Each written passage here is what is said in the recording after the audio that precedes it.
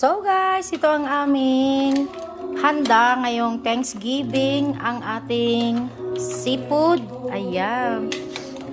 Meron siyang crawfish, shrimp, halo-halo, may sausage, may shell. Of course, meron din siyang corn. Magmumukbang.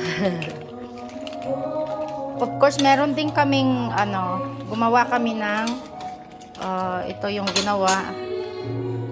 Yung dalawa kong dalaga, yung aming lumpiang Shanghai. Ayan, magpiprito pa ako. At of course, yung aking noodles doon.